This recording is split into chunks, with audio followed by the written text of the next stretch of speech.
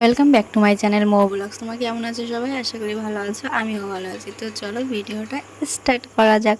তো সকালবেলা ঘুম থেকে উঠে দেখো বাসি কাজ কমপ্লিট করে তারপরে এসছি হচ্ছে ব্রাশ করতে। আর ব্রাশটা যদি সকালবেলা একবারে ভালো মতন না হয় না, মনটাও ভালো লাগে না। তাই দাঁতটা আগে ভালো করে ব্রাশ করে নিচ্ছি। আর আমার কি বলতো, আমার হচ্ছে আগে দাঁতটা পরিষ্কার চাই, তা না হলে আমার দিনটা ভালো যাবে না। তার জন্য আমি দাঁতটা অনেক সময় ধরে ব্রাশ করি, অনেক সময় ধরে। সেটা আমি আমার ছেলেকেও বলি, বাবা দাঁতটা আগে ভালো করে পরিষ্কার রাখো, তারপরে দেখবেন নিজেকেও সবসময় পরিষ্কার মনে হবে। তো তারপরে এইখানে দেখো ভাত বসিয়েছি। ভাতটা কিসে বসিয়েছি তো দেখতেই পাচ্ছ, একটা ছোট একটা গাবলা মতন আছে, যেটাই আমি দুধ জাল দিতাম, সেটাই আমি রান্না বসিয়েছি। আর সেটাই কেন বসিয়েছি, ভাত রান্না করব শুধু তোমাদের দাদাভাইয়ের জন্য, অল্প কটা ভাত যেটা ও নিয়ে যাবে। তো সেইটাই এখন আমি ওর জন্য তাই রান্না বসিয়েছি। আর এইখানে গাছের থেকে কতগুলো ভেন্ডি তুলে নিয়ে এসেছি, আর সেই ভেন্ডিগুলো কেটে নিচ্ছি, কারণ ভেন্ডি ভাজা তোমাদের দাদাভাইও খুব ভালো খায়, আর আমার ছেলেও খুব ভালো খায়। মানে ভেন্ডি ভাজা খেতে এমনি খুবই ভালো লাগে। তো তাই এখানে বসে এখন আমি কেটে নিচ্ছি। আর ভেন্ডিগুলো এত সুন্দর খেতে, কি বলো তো, সার দেওয়া হয় না তো, তার জন্য টেস্ট লাগে বেশি। তো আর জমিতে যেসব চাষ হয় সেগুলো তো সব কি সার দিয়ে দিয়ে এমন বানিয়ে ফেলে যে কোনো টেস্টই লাগে না, আর তাড়াতাড়ি বড় হয়ে যায়, সেগুলো খেতেও কেমন যেন একটা লাগে।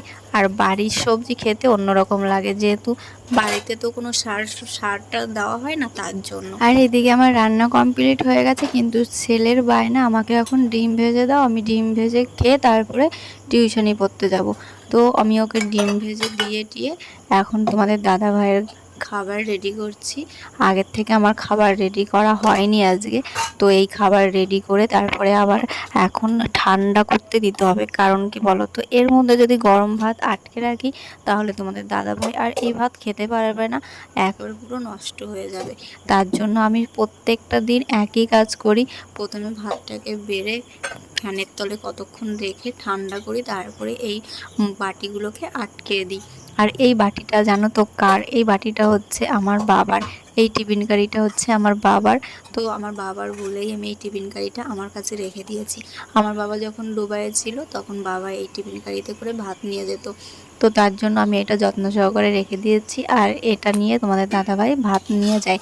আর এইখানে হচ্ছে ডিম ভেজে দেখো, এক পাশে কাজ করছি, ভাত বাড়ছি তোমাদের দাদাভাইয়ের জন্য, আর এক পাশে ডিম ভাজছি।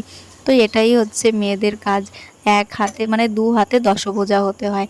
আর এইখানে আমি থালা বাসনগুলো মেজে নিচ্ছি, কারণ এইখানের কাজ এখন আপাতত কমপ্লিট হয়ে গেছে।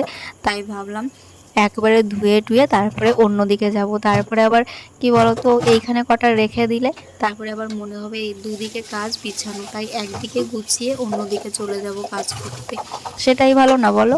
হ্যাঁ, একদিকে কাজ বিছিয়ে রাখলে নিজেরও একটা কেমন লাগে যে ওইদিকে কাজটা অগোছালো রয়েছে, তাহলে এই কাজটা কিভাবে করব, তার জন্য এক পাশেই কাজ গুছিয়ে রাখছি। আর অগোছালো রেখে অন্য কাজ করতে গেলেও মনের মধ্যে কেমন একটা লাগে যে ওই পাশে কাজগুলো বাকি রয়েছে, আমি আবার অন্য কাজ করতে চলে এসেছি। তো নিজের কাজটা নিজে করাই ভালো, অন্যের উপর ডিপেন্ড করা ভালো না।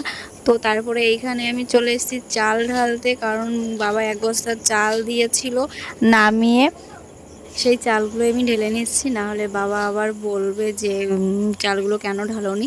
তাই ভাবলাম যে চালগুলো একবারে ঢেলে রাখি। আর এইখানে বস্তাটা আমি তুলে রাখছি, কিন্তু বস্তাটা কি বলতো, আমি একাই পারলাম তুলতে, কারণ চালগুলো আমি অল্প ঢেলে রেখেছি আর অল্প কটা ছিল তাই। আর এইখানে আমি জল ভরে নিচ্ছি। জল তো এসছে, অনেক সময় হয়ে গেছে, তাই দিদিমা বোতলগুলো ভরে নিচ্ছে। আর আমি ভাবলাম যে দিদিমা যখন ভরে নিচ্ছে, আমি বালতিটা মেজে তারপরে আমি ভরে নিয়ে যাই। তো দিদিমাই বালতিটা নিয়ে এসেছিলো, তারপরে আমি বললাম যে বালতিটা রেখে দাও, আমি মেজে তারপরে জলগুলো ভরে নিয়ে যাব। আর আমি তার জন্য এখানে বালতিটা মেজে নিচ্ছি। আর বালতিতে 2 দিনের বেশি আমি জল কখনোই রাখি না, কারণ কি বলতো, এইগুলো হচ্ছে টাইম কলের জল, ওষুধ দাও, বেশি দিন রাখাও ভালো না। তার জন্য আমি কি করি, জলগুলো ফেলে দিয়ে আবার নতুন জল ঘরে নিয়ে চলে যাই। আর এইখানে দেখো আমার মাজা হয়ে গেছে, এবার আমি জলটা ভরবো। আর বিকালবেলা ঠিক মতন জলও আসতে চায় না, কি বলতো, একবেলা জল দিচ্ছে তো আর একবেলা জল দিচ্ছে না, এইরকমই হচ্ছে কদিন ধরে। তাই ভাবলাম যে সব কিছুতে জল ভরে রাখি। আর এই দিদিমা কি বলতো, জল মানে একটা বোতল খালি হবে তো সেই বোতলটা ভরার জন্য পাগল হয়ে যায়, যে জল কখন আসবে, জল কখন আসবে। দিদিমার এই অভ্যাসটা বেশ ভালো, জলের জন্য ভীষণ মন খারাপ করে, মানে জল না আসলে মনে হচ্ছে উনি পাগল হয়ে যায়। দিদিমার এই ব্যাপারটা বেশ মজার লাগে। তো এখানে আমি জল নিয়ে ঘরে চলে যাচ্ছি, তারপরে চলে এসেছি ছেলের জন্য জামা ইস্ত্রি করতে, কারণ আমার ছেলে জামা ইস্ত্রি করা ছাড়া পরবেই না, যেহেতু স্কুলে যাচ্ছে।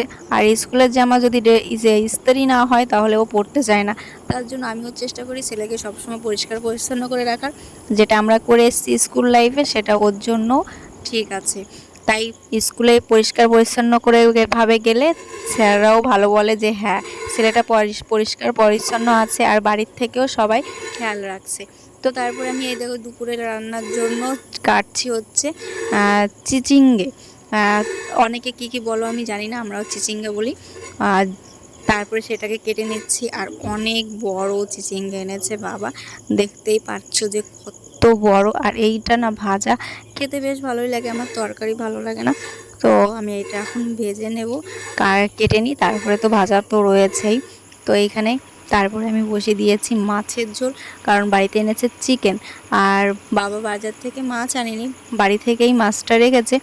বাজারে মাছ পায়নি ভালো, তার জন্য ভাবলো যে রাস্তা দিয়ে যখন যাবে তখন নিয়ে নেবে। তাই বাবা বাড়ি থেকে এই মাছটা রেখেছে দিদিমার জন্য, দিদিমা তো মাছ খায় না, এই মাংস খায় না সরি, তার জন্য। আর এখানে আমি বসিয়েছি হচ্ছে মাংস, আর আজকে আমি মাংস রান্না করছি, জানি না যে রান্নাটা কেমন হবে, খেয়ে দেখতে হবে, খেয়ে দেখলে তারপর বোঝা যাবে যে কেমন হয়েছে।